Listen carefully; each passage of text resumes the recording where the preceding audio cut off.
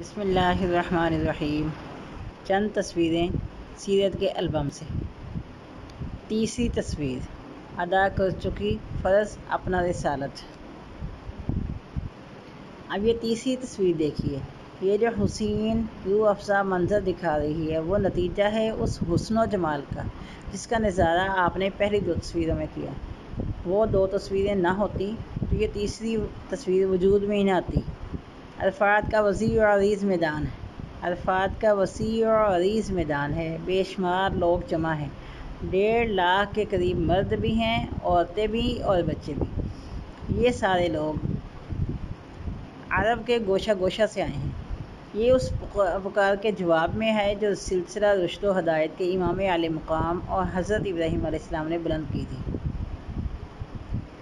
جس پکار کو ان کے فرزند اور اس سلسلہ کے آخری امام محمد رسول اللہ صلی اللہ علیہ وآلہ وسلم نے زندہ کیا، عرب کے ہر کونے تک پہنچایا، گرد و پیش کی ساری دنیا کو سنایا اور رہتی دنیا تک انسانوں کو پہنچانے کا انتظام کیا۔ حضور صلی اللہ علیہ وسلم ایک اونٹنی پر سوار ہیں، اپنی امت کو آخری ہدایات دے رہے ہیں۔ تقریر کے اختتام پر ان ہزار لوگوں کو مخاطب کر کے پوچھتے ہیں، کل خدا کے ہاں تم سے میرے بارے میں پوچھا جائے گا، لوگوں ذرا بتاؤ اس وقت تم کیا کہو گے؟ ہزاروں کے مجمع نے یک آواز ہو کر کہا، ہم گواہی دیتے ہیں کہ آپ نے رسالت کا حق ادا کر دیا، آپ نے نصیحت کا کام پورا کر دیا، آپ نے امانت الہی کو کما حقہ ہم تک پہنچا دیا۔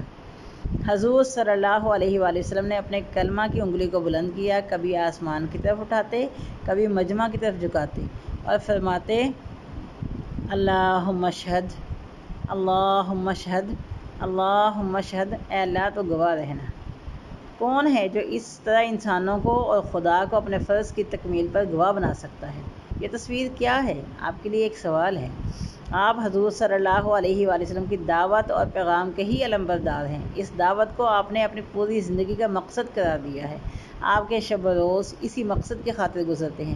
آپ کے دل میں یہ شکوہ بھی ہے کہ اتنے برس ہو گئے لوگ ہماری اس بات سن کر نہیں دیتے۔ میں آپ سے ایک بات پوچھتا ہوں، کیا آپ اس پوزیشن میں ہیں کہ عالم انسانیت کو، اپنے گرد و پیش میں بسنے والے غیر مسلموں کو نہیں، اپنے ملک کو نہیں، اپنے شہر کو بھی نہیں، صرف اپنے محلے یا اپنے خاندان کو جمع کر کے یہ گواہی لیں، کیا میں نے خدا کا پیغام تم تک پہنچا دیا، امانت ادا کر دی، نصیحت کا پورا حق ادا کر دیا؟ کیا خدا کے ہاں تم یہ کہنے کو تیار ہوگے اور وہ یہ کہیں کہ ہاں تم نے پہنچا دیا؟ یہ پہنچانے کی ذمہ داری، یعنی بلانے کی ذمہ داری، گواہی کی ذمہ داری آپ پر اپنے گھر والوں کے حوالے سے بھی آتی ہے، اپنے خاندان والوں کے حوالے سے بھی اور محلے والوں سے بھی کے حوالے سے بھی، اسکول، کالج، دفتر، کارخانہ، ساتھیوں، ملاقاتیوں کے حوالے سے بھی۔ سچ پوچھے تو ہر اس انسان کے حوالے سے بھی جو آپ تک آتا ہے یا آپ اس تک پہنچ سکتے ہیں اور وہ ہدایت سے محروم ہے اور شفا کا محتاج ہے۔ ان میں سے ہر ایک آپ سے یہ سوال کر سکتا ہے کہ میں اندھیرے میں تھا اور تمہارے پاس روشنی تھی، میں بھٹک رہا تھا، تمہارے پاس راہ کی خبر تھی، پھر تم کیا کر رہے تھے؟ آج اگر میں خدا کے ہاں ہلاکت سے دوچار ہوں تو کیا تم اس کی ذمہ داری سے بچ سکتے ہو؟ ان تینوں تصویروں سے اسوہ دعوت کے جو نقوش ابھر کر سامنے آتے ہیں اور جن کو آپ کو اپنی زندگی میں سمونا ہے وہ واضح ہیں۔ دعوت اور مقام دعوت کی ذمہ داری کا شدید احساس، زندگی میں سب سے بڑھ کر یہ دھن کہ ہم اللہ کے بندوں تک اللہ کا پیغام پہنچائیں۔ ہمہ وقت احتساب کہ جن اللہ کے بندوں سے ہمارا کسی طرح کا بھی تعلق ہے، کیا وہ اللہ کے سامنے یہ گواہی دے سکیں گے کہ ہم نے ان کی خیر خواہی، بھلائی، نصیحت اور ان تک اللہ کی امانت پہنچانے کا حق ادا کر دیا؟ وہ نبیوں میں رحمت لقب پانے والا۔ میرے اس البم کے کئی حصے ہیں اور میں نے یہ ساری تصویروں کو ایک قرینہ اور ترتیب سے رکھا ہوا ہے۔ اب میں چوتھی تصویر آپ کو ایک دوسرے ہی طریقے سے دکھاؤں گا۔ یہ تصویر مجھے بہت پسند ہے، اس کو بار بار دیکھا کرتا ہوں اور نامعلوم کب سے اپنے دوستوں کو دکھا رہا ہوں۔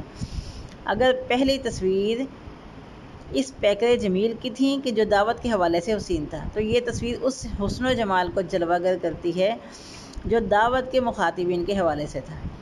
چوتھی تصویر، زخم کھا کر پھول برسائے، یہ کار دعوت و نبوت کا 10واں سال ہے۔ 10 سال کی محنت کے بعد بھی مکہ کے سردار اور عوام اس بات کے لیے تیار نہیں کہ اللہ وحدہ لا شریک کی بندگی اختیار کریں، اس کے رسول صلی اللہ علیہ وآلہ وسلم کی اطاعت قبول کریں، مکہ کو دعوت الہی کا مرکز بنا دیں، بلکہ اب تو وہ داعی حق صلی اللہ علیہ وسلم کو ہی ختم کر دینے کا سوچ رہے ہیں۔ شفیق چچا ابو طالب کا سہارا تھا، وہ رخصت ہو چکے ہیں۔ 25 سالہ رفاقت حضرت خدیجہ کی تھی، وہ بھی ختم ہو چکی۔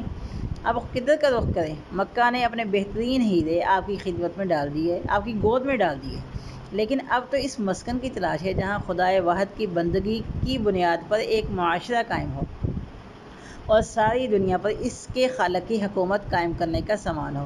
نبی صلی اللہ علیہ وآلہ وسلم طائف کا سوچتے ہیں، وہاں کا رخ کرتے ہیں۔ مکہ سے قریب یہی شہر ہے، زمین زرخیز ہے، پانی وافر، باغات سے مالا مال، شاید کہ وہاں کے سردار اور امراء اس دعوت کو قبول کر لیں۔ راستہ دشوار گزار، پہاڑیوں اور وادیوں سے بھرا ہوا، گرمی کا موسم، اور وہ بھی عرب کی تپتی ہوئی گرمی۔ 50 سال کی عمر ہے، جوانی کا زمانہ نہیں کہ دشوار سفر آسان ہو جائیں۔ سفر کے لیے سواری کا بندوبست بھی اب ممکن نہیں کہ ساری دولت کار دعوت میں صرف ہو چکی۔ چنانچہ پیادہ پا 2 چپلوں پر سارا راستہ طے ہو رہا ہے۔ حضرت زید بن حارثہ رضی اللہ تعالی عنہ ساتھ ہیں، منہ بولے بیٹے اور راہ حق کے نوجوان ساتھی۔ طائف پہنچ کر رسول اللہ صلی اللہ علیہ وسلم بنو ثقیف کے 3 سرداروں عبدیہ لیل، مسعود اور حبیب کے پاس جاتے ہیں اور ان کے سامنے دعوت پیش کرتے ہیں۔ 10 سال مکہ میں ٹھکرائے جانے کے بعد جو امیدیں طائف سے ہو سکتی تھی وہ چکنا چور ہو جاتی ہیں جب امارت، دولت، اقتدار و کبر کے نشے میں چور یہ تینوں سردار اس دعوت کو ٹھکرا دیتے ہیں۔ ان کے جواب سننے کے لائق ہیں۔ ٹوٹے ہوئے دل کے لیے پہلا تیر یہ تھا کہ اللہ کو تمہارے سوا رسول بنانے کے لیے اور کوئی نہیں ملا، جسے سواری کے لیے گدھا تک بھی میسر نہیں۔ دوسرے نے اپنا سیاسی نظریہ پیش کیا کہ کعبے کے پردے تار ہو جاتے اگر اللہ نے تمہیں اپنا رسول بنایا ہوتا۔ تیسرے نے منطق چھانٹی، میں تم سے ہرگز نہیں بات کروں گا، کیونکہ اگر تم واقعی اللہ کے رسول ہو تو میں اس کا مستحق نہیں کہ میں تم سے بات کروں، اگر نہیں ہو تو میری ذلت ہے کہ میں کسی جھوٹے سے بات کروں۔ زخمی دل کے ساتھ سرداروں کی محفل سے نکل کر آپ باہر آتے ہیں تو طائف کے سردار شہر کے لچے لفنگے لوگوں کو آپ کے پیچھے لگا دیتے ہیں اور آپ صلی اللہ علیہ وسلم پر پتھروں کی بارش کر دیتے ہیں۔ تاک کر آپ صلی اللہ علیہ وسلم کے ٹخنوں، ایڑیوں پر پتھر مارتے ہیں۔ جب چوٹوں کی تکلیف سے مجبور ہو کر آپ صلی اللہ علیہ وسلم بیٹھتے ہیں تو آپ کو پکڑ کر کھڑا کر دیتے ہیں۔ 2 میل کے راستے پر اسی ہی طرح سنگ باری کے نتیجے میں آپ زخموں سے چور اور لہو لہان ہو جاتے ہیں اور بالآخر طائف کی بستی سے نکل کر ایک باغ میں پناہ لیتے ہیں۔ اب ذرا یہ منظر دیکھیے، کس کا دل ہے کہ شک نہ ہو جائے؟ زخموں سے گھٹنے چور ہو گئے، پنڈلیاں گھاؤ ہو گئیں، کپڑے لال ہو گئے۔ عمر رفیق زید نے سڑک سے بے ہوشی کی حالت میں جس طرح بن پڑا اٹھایا، پانی کے گھڑے کے کنارے لایا، جوتیاں اتارنی چاہییں تو خون کی گوند سے وہ تلوے کے ساتھ اس طرح چپک گئیں کہ ان کا چھڑانا دشوار تھا۔ یہ کیسا دن ہے جو سب کے لیے تھا، سب کے لیے ہے، قیامت تک کے لیے ہے۔ کیسا دردناک نظارہ ہے، اس کو سب واپس کر رہے تھے۔ بات اسی پر ختم نہیں ہو گئی کہ انہوں نے جو پیش کیا تھا اس کو صرف رد کر دیا، بلکہ آگ میں پھاندنے والوں کی جو کمریں پکڑ پکڑ کر گھسیٹ رہا تھا وہی کمر کے بل گرایا جاتا تھا۔ النبی الخاتم صفحہ نمبر 580۔ ایک بار حضرت عائشہ نے پوچھا، اللہ کے رسول، کہ آپ پر احد کے دن سے بھی سخت دن کوئی گزرا ہے؟ تو نبی صلی اللہ علیہ وسلم نے فرمایا کہ تیری قوم کی طرف سے جو تکلیفیں پہنچی سو پہنچی، مگر سب سے بڑھ کر سخت دن وہ تھا جب میں نے طائف میں عبدیہ لیل کے سامنے دعوت رکھی، اس نے رد کر دی۔ امیدوں کے ساتھ طائف کا سفر، ٹوٹا ہوا دل، زخموں سے چور جسم، زندگی کا سب سے زیادہ سخت دن، یہ سارے مناظر نگاہوں میں رکھیے اور اب دیکھیے زبان پر کون سی الفاظ ہیں۔ الہی، اپنی بے زوری، بے بسی، بے سر و سامانی کا شکوہ تجھی سے کرتا ہوں۔ دیکھ، انسانوں میں ہلکا کیا گیا ہوں، لوگوں میں یہ کیسی سبکی ہو رہی ہے۔ اے سارے مہربانوں میں سب مہربان مالک، میری سن۔ درماندہ اور بے کسوں کا رب تو ہی ہے، تو ہی میرا مالک ہے۔ تو مجھے کن کے سپرد کر رہا ہے؟ کیا اس حریف بیگانہ کے جو مجھ سے ترش روئی روا رکھتا ہے کہ تو نے مجھ کو میرے سارے معاملات کو دشمنوں کے قابو میں دے دیا ہے؟